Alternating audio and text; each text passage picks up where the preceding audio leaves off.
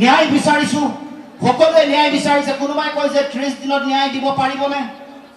এইটো আইনে ক'ব পাৰিবনে নোৱাৰে?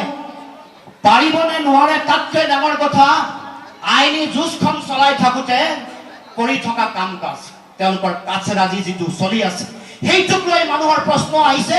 সেইকাৰণে মানুহে প্ৰশ্ন কৰিছে যে আমি ন্যায় পাম নে নাপাম। প্ৰশ্ন তাত। আৰু ন্যায় চলাই থকা যিসকল মানুহ আছে, ন্যায় প্ৰক্ৰিয়া চলাই থকা সেইসকল মানুহৰ কথা, কাম, ধৰণ, ক্ৰিয়াকাণ্ড এইবোৰে আমাৰ মানুহৰ মাজত প্ৰশ্ন উত্থাপিত কৰিছে। স্বাভাৱিক প্ৰশ্ন আহিব। আজি এমাহ বহু কথা ক'ব খোজা নাই, তথাপিও আমি ছাৰে ক'বৰ দৰে যে ৰাজনীতি নকৰিবলৈ কোৱাৰ কথা নাই।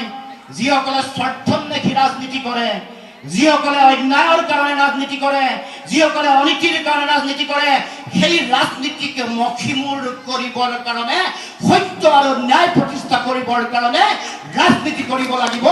হাজাৰবাৰ কৰিম, লক্ষবাৰ কৰিম, কেতিয়াও পিছ হুহুকি নাহো।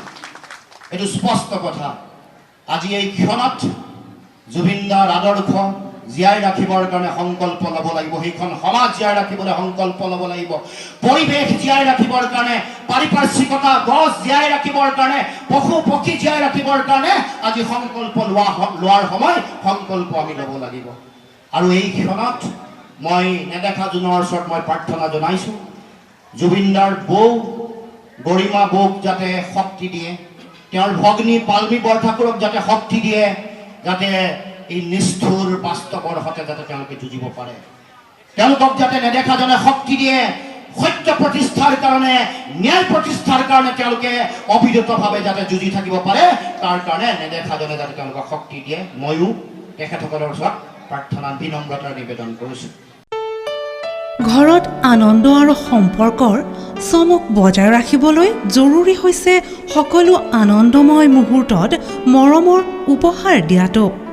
সেইবাবে মধুশ্ৰী জুৱেলাৰ্ছে আনিছে সকলো ৰঙীন ক্ষণৰ বাবে বিশেষ গহনা। হীৰাৰে হওক, সোণৰে হওক বা ৰূপৰে হওক, শ্ৰেষ্ঠ ডিজাইনছ আৰু হলমাৰ্কযুক্ত গহনাই ৰাখে সম্পৰ্কক নিখুঁত। তেনেহ'লে আজিয়ে আনক আনন্দ মধুশ্ৰী জুৱেলাৰ্ছৰ সৈতে। যোগাযোগ কৰক 7002800341 নাইবা ভিজিট কৰক LNB ৰোড, নলবাৰী, অসম।